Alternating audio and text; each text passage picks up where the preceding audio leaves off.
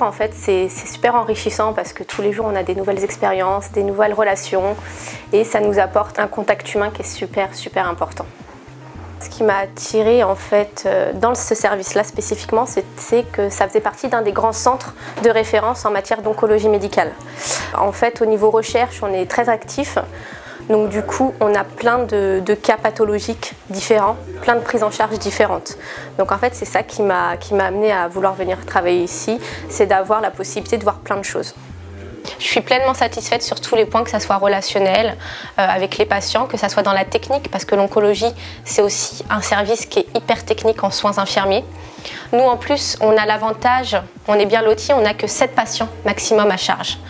Et on peut vraiment se concentrer sur le relationnel. Parce qu'on a aussi beaucoup de communication avec les médecins, entre équipes, on est quand même assez soudés. C'est un super bon service. Je suis préparatrice en pharmacie. Je suis détachée dans un service de neurologie. L'avantage, c'est d'être au sein du service, de savoir ce qui se passe dans les services. Pour nous, on a besoin de connaître ce monde-là pour pouvoir améliorer nos prestations, en fait. Moi, j'avais besoin de ce contact-là. Le contact avec les infirmières, avec les médecins, et puis aussi être en contact aussi avec les malades.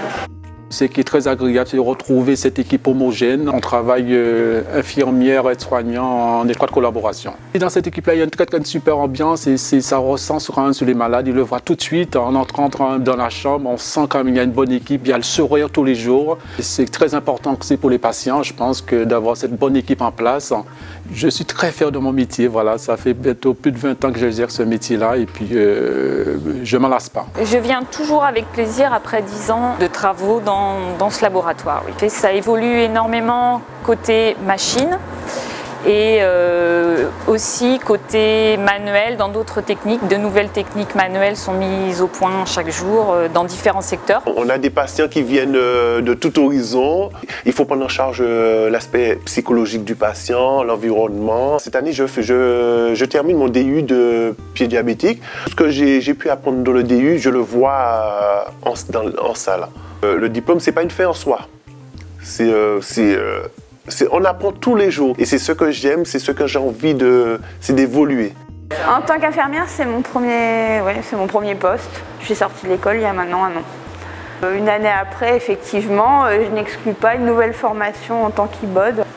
C'est un métier qui nous permet d'être instrumentiste, donc de gérer toute l'instrumentation de l'intervention, d'être aussi parfois aide opératoire. Et autrement, sinon infirmière circulante, toute la gestion administrative et tout ce qui suit pendant l'intervention. Le travail en équipe, les horaires, le fonctionnement du service, c'est tout à fait autre chose. L'approche du malade est différente. Effectivement, je ne regrette pas mon choix. On est amené à travailler sur plusieurs postes dans le service. Donc on a la radio, des urgences, qui fait également les consultations. Ensuite, on a le scanner.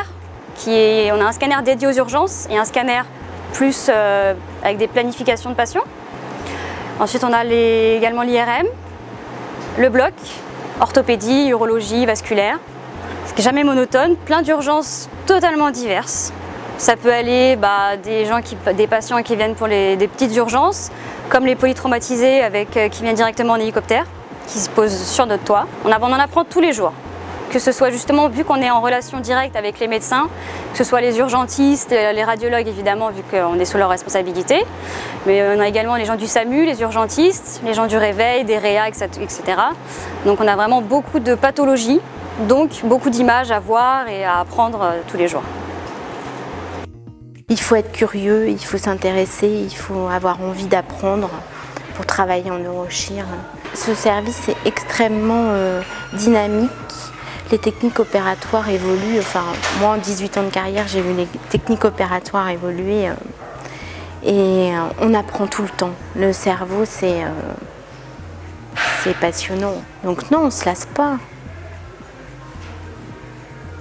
Ici c'est formidable, qu'on soit médecin, infirmière, psychologue, aide-soignante, tout le monde se côtoie et tout le monde se parle, il y a une bonne cohésion, il y a une bonne ambiance, on arrive à décompresser ensemble, on arrive à rigoler ensemble, c'est ça qui est super important. L'hôpital de jour, pour convenance personnelle, c'était pas mal de travailler la semaine. On a la chance d'être dans un service où le professeur fait beaucoup de recherches, donc en fait on participe À la recherche, si on trouve quelque chose sur les tumeurs cérébrales, eh ben, moi j'y étais, quoi. En fait, c'est hyper important, puis nous aussi, quoi. Ça veut dire qu'on est tout le temps motivés. Je suis infirmière depuis le 16 décembre et je travaille ici à l'UHSI depuis le 27 février. C'est le service pour les détenus. C'est un service où il y a plein de pathologies, il y a de la médecine, de la chirurgie, de l'oncologie. On voit tout. Tout ce que j'avais pas fait pendant mes études, c'est bon, en un mois je l'avais vu, quoi. Tous les soins sur lesquels j'étais pas assurée, bah ça y est, après c'est de la diversité, c'est polyvalent, quoi.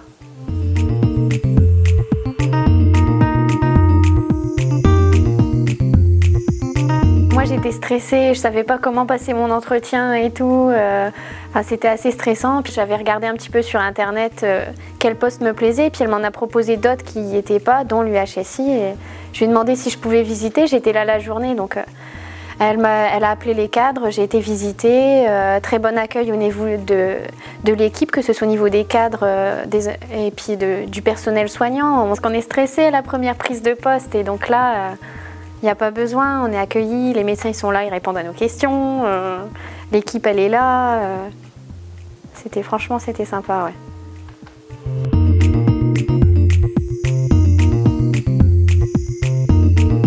Le cadre est super. Déjà quand on arrive le matin, moi j'ai la chance d'arriver en vélo, donc quand j'arrive, je vois le jardin, je vois la cour Saint-Louis, je vois l'église, c'est formidable, quoi, c'est sympa. Et puis ici, ben, ça bouge tout le temps, la Pitié. C'est le fait qu'on puisse bouger assez rapidement dans plein de disciplines différentes, en fait. Ici, il y a vraiment toutes les disciplines que peut présenter en fait la médecine. Il y a des options énormes. Il y a tellement de choses et il y a tellement de besoins d'infirmières que du coup, on arrive à bouger assez facilement. Dans 5 ans, je pense que je serai encore ici. En fait, je m'étais donné une base de rester dans ce service à peu près 5-6 ans pour vraiment être au point sur l'oncologie, sur les prises en charge, les protocoles, etc. Et ensuite, moi, mon projet, c'est de faire infirmière coordinatrice de greffe. Donc du coup, il va falloir que je passe par un service de réanimation.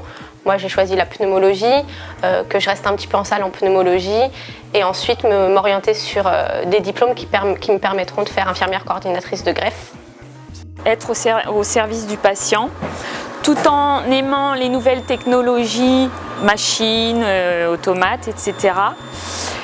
Et à la Pitié-Salpêtrière, d'autant plus parce qu'il y a une diversité de métiers au sein de ce GH. La Pitié-Salpêtrière, ça a une histoire quand même. Et là, les bâtiments, ça raconte, c'est de l'histoire, les bâtiments. Quand on rentre là, du côté près de la gare d'Austerlitz, là, je trouve ça, j'aime bien, c'est sympa. Puis l'été, là, quand il fait beau, il y a plein de services pointus, de la transplantation rénale ici, j'ai trop envie d'y aller, quoi. Puis tout ce qui est niveau réanimation, c'est vachement... il y en a tellement, on a le choix, quoi. Ça donne envie. Enfin, moi, j'ai toujours fait mon parcours professionnel à la Pitié-Salpêtrière, donc l'évolution de ma carrière s'est faite au sein de cet hôpital. On sait que c'est une ville dans la ville, enfin, on a tout à portée de main. En tant que professionnel, on a la possibilité de changer de service parce que c'est très grand. C'est une chance de bénéficier de différentes disciplines comme ça et d'avoir cette possibilité de changer. Il y a une diversité extraordinaire ici. C'est le plus grand hôpital d'Europe. C'est important d'avoir une diversité, de pouvoir communiquer avec les autres services, échanger. On travaille sur un pôle technique qui est très pointu, on a un plateau technique qui est extraordinaire. Donc oui, forcément, travailler à la Pitié-Salpêtrière, c'est important.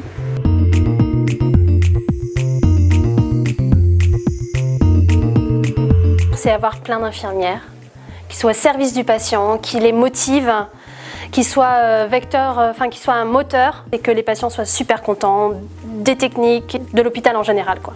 Le progrès dans les recherches et le progrès dans les soins infirmiers. Eh bien, qu'il y ait des préparateurs dans tous les services, parce que je pense qu'on a vraiment une mission à faire. Je disais, c'est le relationnel et puis apporter une certaine sécurité.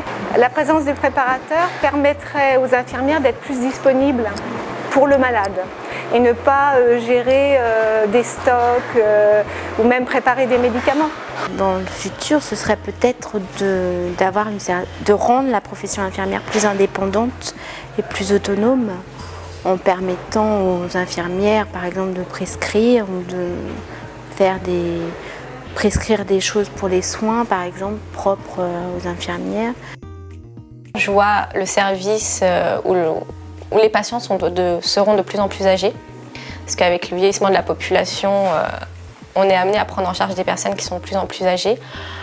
Après, j'espère qu'on aura développé des thérapeutiques qui pourront guérir le cancer. Et donc du coup, que ça soit un service d'accompagnement au quotidien pendant les traitements et plus de palliatif, mais bon, ça c'est un peu utopique, quoi.